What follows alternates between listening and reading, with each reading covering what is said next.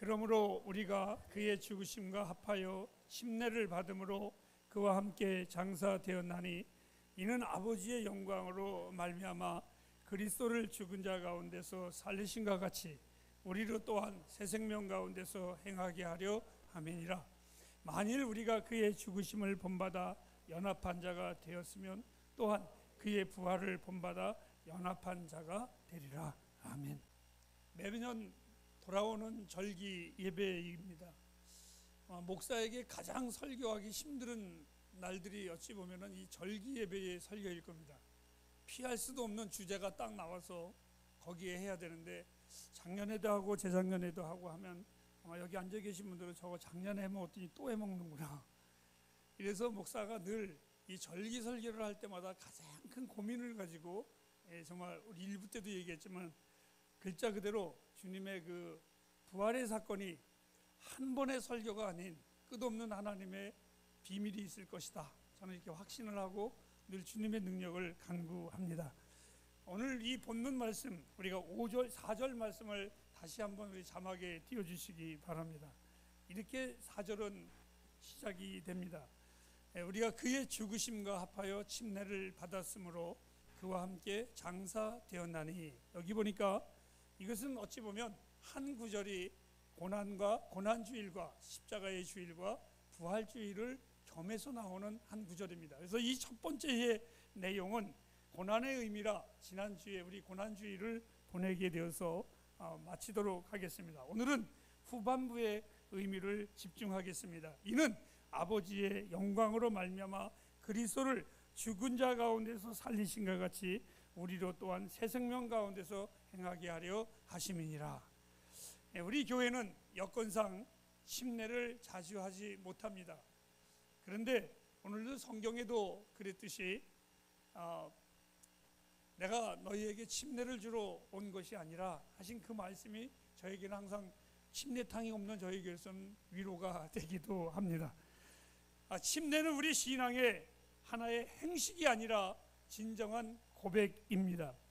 또한 이 침례는 초대교회를 보면은 그냥 우리끼리 모여서 침례받고 꽃다발 주는 그러한 행사가 아니라 공개적인 행사였었습니다.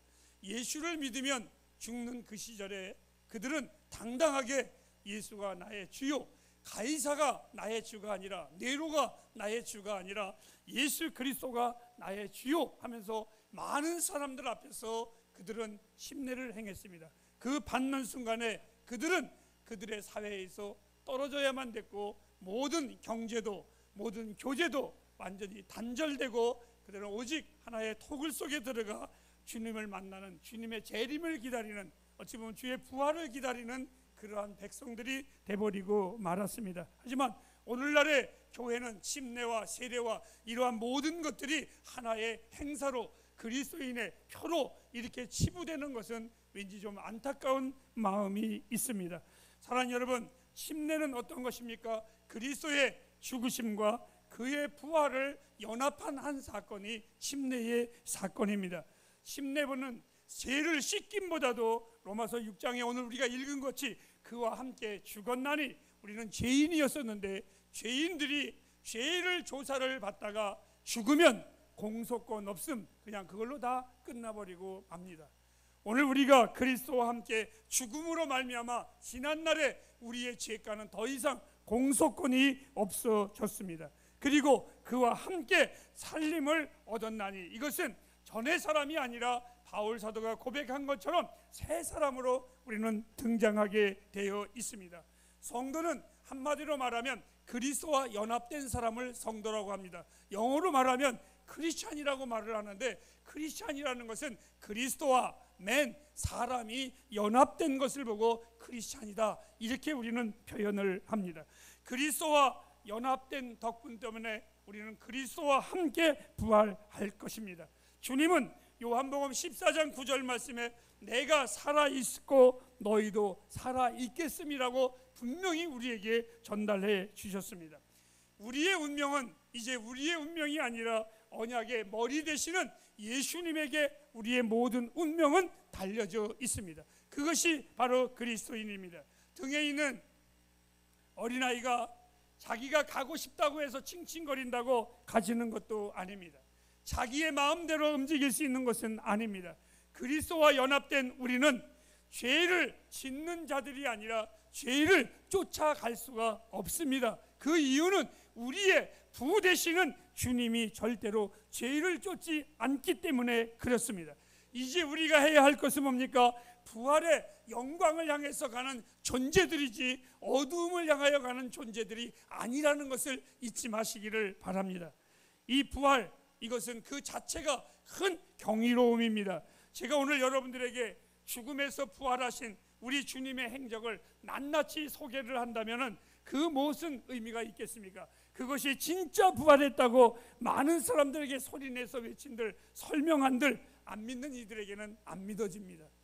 저 오늘 아침에 이런 기도를 하고 제 마음이 약간 부활주일 아침이지만 무거운 마음을 가지고도 왔습니다. 우리 한국 기독교가 이번 부활주일날 아마 큰 행사, 거리 행사를 한다는 이야기를 들었습니다. 여러분, 한국 기독교가 과연 거리 행사를 할 만한 자격이 있을까라는 생각을 했습니다. 왜? 코로나 3년 동안에 나라의 법에 따라서 우리는 억압당했고 예배를 드리지 못하는 그러한 편견 속에서 우리는 있지만 그 누구도 반항하지 않았고 그 누구도 순교할 각오를 가지고 더에 대항하지 않았고 예배 드리지 않았습니다. 오늘 우리가 정말 진정한 부활의 교회라면, 그 부활을 외치는 자들이라면 과연 자격이 있을까? 라는 생각을 제 나름대로 계속해서 되새기면서 왔습니다. 우리 교회 역시 우리가 예배를 끊임없이 드렸다고 해가지고 교만한 것은 아닙니다. 당연한 것입니다. 교만하지 마십시오. 우리는 당연히 드릴 만한 것을 드린 것이고 해야 할 만한 것을 해야 한 것입니다. 사랑하는 햇불 가족 여러분, 오늘 이 부활 우리에게는 참으로 소중하고 경이로운 것입니다. 그리스도인은 아까 얘기했습니다. 누구입니까? 바로 세상이 두려워하는 우리 주님의 부활을 확고하게 믿고 그 확고한 부활의 사실 위에 거룩한 믿음을 세운 자들이 바로 그리스도인들입니다. 예수님 시대 때에 바리새인들이 예수님을 참으로 싫어했습니다. 그 이유가 뭔지 아십니까? 그들의 교리는 하나님을 믿으면서도 그들의 교리는 부활이 없다고 믿었던 사람들입니다. 그런데 우리 주님이 갑자기 나타나가지고 나는 부활이요 생명이니 라고 외쳤을 때 그들은 그 주님이 너무 미웠던 겁니다. 아니 저럴 수가 있나? 어떻게 저렇게 말할 수가 있나? 라고 했습니다. 그 주님이 죽었을 때에 그들의 마음엔 두려웠습니다. 왜? 정말 그가 부활하면 어떻게 되는 건가? 정말 그가 부활하면 우리 바리새인들이 수천 년 동안 이어온 율법의 학자들은 과연 무엇이 되겠는가? 여러분, 이 세상은 부활을 애써 아니라고 우기려고 합니다. 패션 오브 크라이스트, 아까 자막에 여러분들은 예수의 고난의 흔적을 보았을 겁니다. 사람들은 예수님이 십자가에 죽으심은 사실로 말을 합니다. 그런데 그분이 부활한 것은 애써 말하지 않습니다. 왜요? 그분이 부활하면 세상은 기가 막힌 겁니다. 세상은 기가 막힌 겁니다. 여러분, 우리들은 누구입니까? 부활이 없다 하는 세상 속에 우리는 부활을 확실히 믿고 걸어가는 믿음의 사람임을 저는 믿습니다. 주님의 부활은 거룩한 하나님의 모든 성품의 집결지이기도 합니다. 영광으로 해같이 빛날 것입니다. 그것을 믿을 때 우리의 마음이 흥분되며 우리는 이렇게 찬양할 겁니다. 우리의 믿음이 헛되지 않음을 알고 할렐루야, 크게 우리는 외칠 것입니다. 하나님의 영광을 어디에서 가장 잘 볼 수 있느냐 이렇게 묻는다면 죽음에서 부활하신 우리 주님의 모습에서 우리는 볼 수가 있습니다. 십자가의 죽음은 나와 하나님과의 관계를 만날 수 없는, 그리고 대면할 수 없는 모습을 휘장을 찢음으로 말미암아 주님과 나와의 만남을 허락해 주었습니다. 그런데 이 부활은 그냥 만남으로 끝나는 것이 아니라 내 삶의 영광을 나타내 주셨습니다. 부활이 있기에 우리는 이겨나갑니다. 부활이 있기에 장로님 기도처럼 죽음을 우리는 두려워하지 않습니다. 우리는 부활이 있기에 치사하게 살지 않습니다. 부활이 있기에 우리는 당당하게 예배하고 당당하게 주의 이름을 높이고 살아갑니다. 이것이 부활의 사람들입니다. 이 부활은 독을 약으로 바꾸었습니다. 이 부활은 죽음을 생명의 개선문으로 만들었습니다. 오늘 부른 부활의 찬양을 부를 때 저는 왠지 좀 아쉬웠습니다. 아이고, 우리 찬양팀들이 한 번 더 부르지, 사셨네를 한 번 더 부르지, 저 후렴의 사셨네를 더 크게 목이 터져라고 한 번 더 부르지, 이렇게 외치고 싶었습니다. 오늘 본문 로마서 6장 4절에 아버지의 영광으로 죽은 자 가운데서 살리신 것 같이 우리로 하나님의 영광을 드러내게 하려 하심이니라. 햇불이여, 지금은 우리들의 삶이 때로는 아프고 힘들고 어려워도 부활하신 그분으로 인하여 우리 주님 다시 오실 때에 우리의 몸도 우리의 축복의 그때에 이방될 것을 저는 확신하고 있습니다.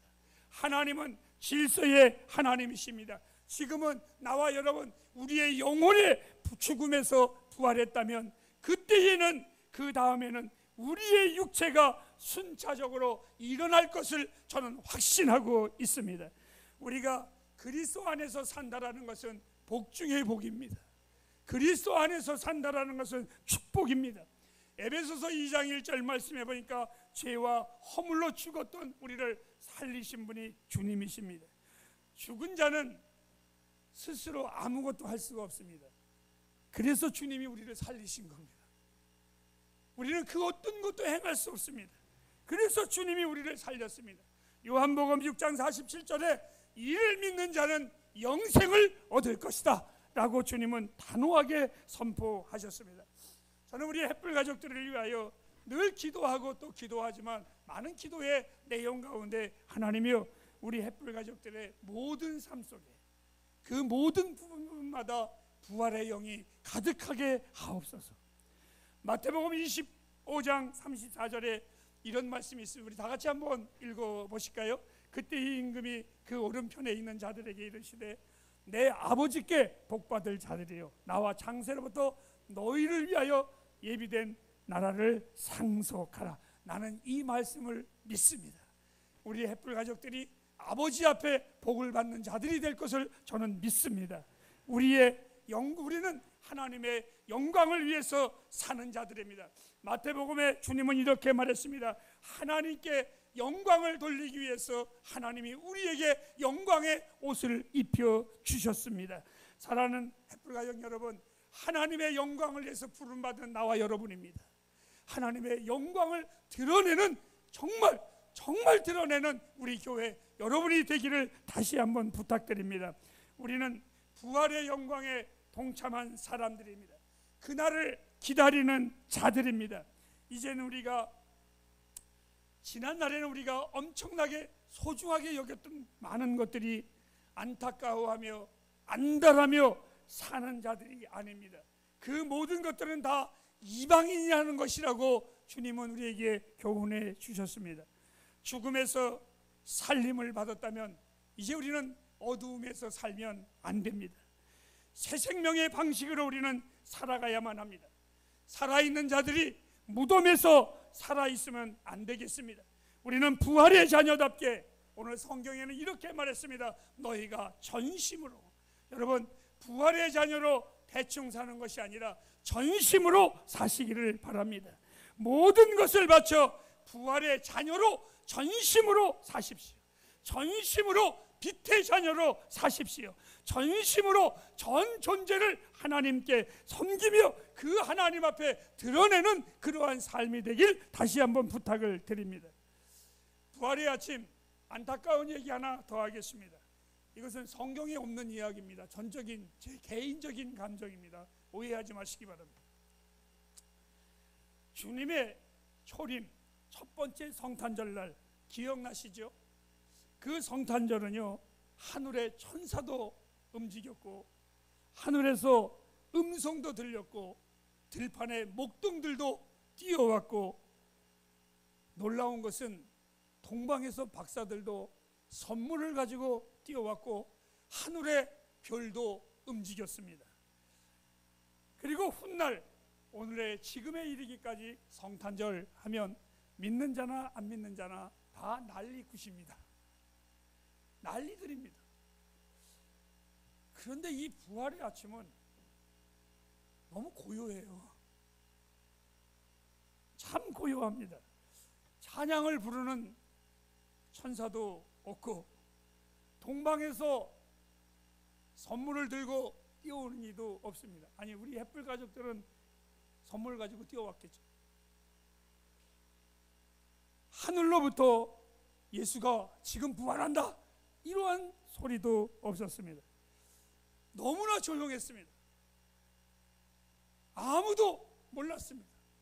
심지어 사랑했던 여인이 주님 무덤에 왔을 때 살아계시다라는 생각은 전혀 생각하지 않고 죽은 줄 알고 그냥 거기에 방문을 했던 겁니다.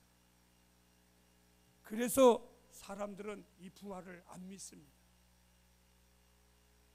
저는 그게 좀 하나님 편에서 볼 때 좀 아쉬웠습니다. 하나님, 성탄절도 신났는데 부활절은 더 신나게 좀 하시죠.